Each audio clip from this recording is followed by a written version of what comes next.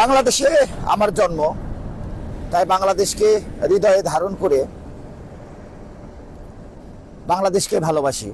আর এই বাংলাদেশের স্বাধীনতা এবং বাংলাদেশের যে সার্বভৌমত্ব, আমরা যারা বাংলাদেশে জন্মগ্রহণ করেছি, বাংলাদেশ আমাদের, যাদের জন্মভূমি মাতৃভূমি আমাদের। তো আসছে 12 ফেব্রুয়ারি বাংলাদেশের ত্রয়োদশ জাতীয় সংসদ নির্বাচনে গুরুত্বপূর্ণ একটি ভোট আছে, গণভোট। সেখানে হ্যাঁ এবং না দুটি অপশন আছে।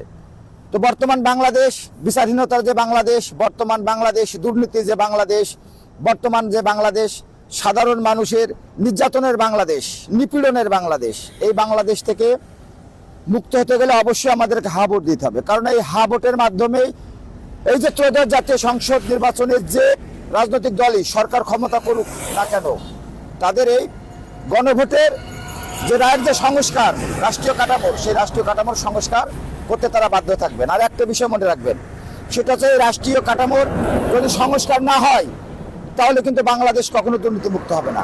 বাংলাদেশ কখনো কিন্তু এই যে সাধারণ মানুষ নির্যাতিত নিপীড়নের শিকার আছে, এটা থেকে কখনো কিন্তু মুক্ত হতে পারবে না।